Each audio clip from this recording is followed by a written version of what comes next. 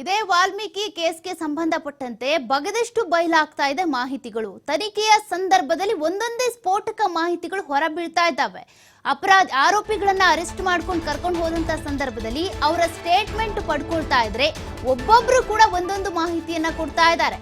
ಟ್ರಾನ್ಸಾಕ್ಷನ್ಗೆ ಸಂಬಂಧಪಟ್ಟಂತೆ ಇರ್ಬೋದು, Google pay ಮಾಡಿದ್ರು, ಫೋನ್ ಪೇ ಮಾಡಿದ್ರು, ಹಾಗೆ ಹೀಗೆ ಅನ್ನುವಂತ ಮಾಹಿತಿ ಸಿಗ್ತಾ ಇದೆ. ಜೊತೆಗೆ ನಾಗೇಂದ್ರ ಪರ್ಸನಲ್ ಸೆಕ್ರೆಟರಿ ದೇವೇಂದ್ರಪ್ಪ ಹಾಗೂ ನೆಕ್ಕುಂಟಿ ನಾಗರಾಜ್ ಅವರ ತನಿಖೆ ಸಂದರ್ಭದಲ್ಲೂ ಕೂಡ ಮಾಹಿತಿ ಸಿಕ್ಕಿದೆ.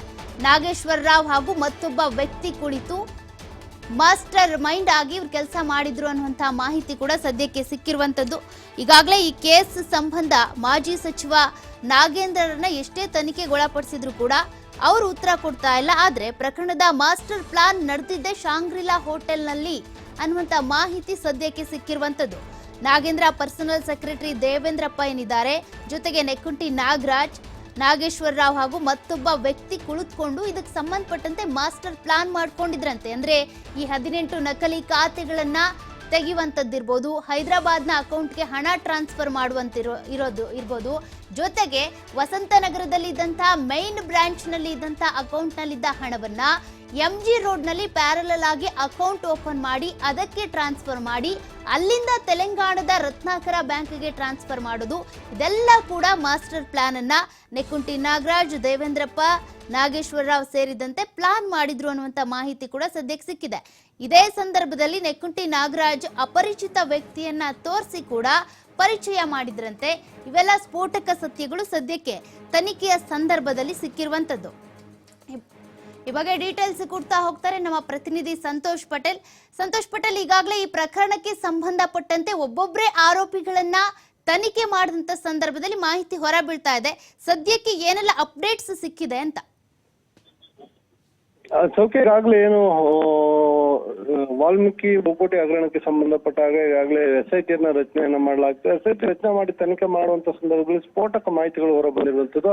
ಅಂದ್ರೆ ಇಡೀ ಪ್ರಕರಣದಲ್ಲಿ ನಾಗೇಂದ್ರ ಅವರ ಇನ್ವಾಲ್ವ್ಮೆಂಟ್ ಇತ್ತು ಮತ್ತು ಇದನ್ನು ಯಾವ ರೀತಿಯಾಗಿ ಆಪರೇಟ್ ಮಾಡಿಸಿದ್ದಾರೆ ಅನ್ನೋದು ಇದರಲ್ಲಿ ತನಿಖೆ ವೇಳೆಯಲ್ಲಿ ಒಂದಿಷ್ಟು ಬೆಳಕಿಗೆ ಬಂದಿರುವಂತದ್ದು. ಅಂದ್ರೆ ಯಾವುದೇ ಮಂತ್ರಿಗಳಾಗ್ಲಿ ಇಲ್ಲ ಮಿನಿಸ್ಟರ್ಗಳು, ಶಾಸಕರುಗಳು ಏನಿರ್ತಾರೆ ಯಾರು ನೇರವಾಗಿ ಅದರಲ್ಲಿ ಭಾಗಿಯಾಗಿ ತಮ್ಮ ಆಪ್ತರ ಮುಖಾಂತರ ಒಂದಿಷ್ಟು ಕೆಲಸಗಳನ್ನ ಮಾಡಿಸ್ತಾರೆ ಅಂತ ಆರೋಪಗಳು ಇರುವಂತದ್ದು. ಸೊ ಅದಕ್ಕೆ ಇದು ಎಲ್ಲೋ ಒಂದ್ ಕಡೆ ಪೂರಕ ಅನ್ಬೋದು. ನಾಗೇಂದ್ರ ಅವರು ಏನು ಕಳೆದ 2023 ಡಿಸೆಂಬರ್ ನಲ್ಲಿ ನಡೆದಂತ ಒಂದು ಸಭೆ ಏನ್ ನಡೀತದೆ, ಆ ಸಭೆಯಲ್ಲಿ ಇವರು ನೇರವಾಗಿ ಭಾಗಿಯಾಗಿರುವಂತದ್ದು ಕೂಡ ಅಲ್ಲಿ ಬೆಳಕಿಗೆ ಬಂದಿದೆ ತನಿಖೆಯಲ್ಲಿ. ಅಂದ್ರೆ ವಿಚಾರಣೆ ಮಾಡುವಂತ ಸಂದರ್ಭದಲ್ಲಿ ಆರೋಪಿಗಳ ಹೇಳಿಕೆಯನ್ನ ಕೊಟ್ಟಿರುವಂತದ್ದು. ಏನು ಶಾಂಗ್ರಿಲಾ ಹೋಟೆಲ್ ಇದೆ, ಈ ಶಾಂಗ್ರಿಲಾ ಹೋಟೆಲ್ಗೆ ಹೋಗಿ ಒಂದು ಸಭೆಯನ್ನ ಮಾಡ್ತಾರೆ. ಪದ್ಮನಾಭ್ ಇರ್ಬೋದು, ಸತ್ಯನಾರಾಯಣ ವರ್ಮ ಇರ್ಬೋದು, ಹೀಗೆ 4-5 ಜನ ನೆಕ್ಕುಂಟಿ ನಾಗರಾಜ್, ನಾಗೇಶ್ ಇವರುಗಳೆಲ್ಲ ಹೋಗಿ ಶಾಂಗ್ರಿಲಾ ಹೋಟೆಲ್ ನಲ್ಲಿ ಮೀಟಿಂಗ್ ಅನ್ನ ಮಾಡುವಂತದ್ದು.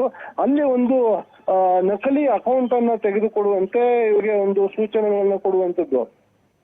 ಸೊ ಆ ಸಂದರ್ಭದಲ್ಲಿ ಅದಕ್ಕೆ ಪದ್ಮನಾಭ ಏನು MD ಒಪ್ಕೊಳ್ಬೋದಂತ ಸಂದರ್ಭದಲ್ಲಿ ನೆಕ್ಕುಂಟಿ ನಾಗರಾಜ್ ಇರ್ಬೋದು ಮತ್ತೆ ನಾಗೇಶ್ವರ ರಾವ್ಗಳೇನಂತ ಇವ್ರು ನೇರವಾಗಿ ಮಿನಿಸ್ಟರ್ ಹೋಟೆಲ್ ನ ಮುಂದೆ ಬಂದಿದ್ದಾರೆ, ಅಲ್ಲಿ ಕೂತಿದ್ದಾರೆ ಅಂತೇಳಿ ಇವ್ರಿಗೆ ಮೊದಲು ಹೇಳುವಂಥದ್ದು. ಹೌದಾ ಅಂತೇಳಿ ಅವ್ರ ಬಳಿನೇ ಕೇಳೋಣ ಅಂತೇಳಿ ಪದ್ಮನಾಭ್ ಸೇರಿದಂತೆ ಎಲ್ಲರೂ ಕೂಡ ಮಿನಿಸ್ಟರ್ ಬಳಿ ಹೋಗುವಂಥದ್ದು. ಆ ಸಂದರ್ಭದಲ್ಲಿ ನಾಗೇಂದ್ರ ಮಿನಿಸ್ಟರ್ ಆಗಿರ್ತಾರೆ, ನಾಗೇಂದ್ರ ಕೂಡ ಸಿಗ್ತಾರೆ. ಮತ್ತೆ ಅವರು ಕೂಡ ಮಾತಾಡ್ಕೊಂಡು ಮೊದಲು ಆರೋಪಿಗಳ ತಂಡ ಎಲ್ಲಿ ಪೂರ್ವ ನಿಯೋಜಿತವಾಗಿ ಕೂತು ಗೌಪ್ಯವಾಗಿ ಸಭೆ ನಡೆಸ್ತಾ ಇತ್ತು ಶಾಂಗ್ರಿಲಾ ಹೋಟೆಲ್ ನಲ್ಲಿ.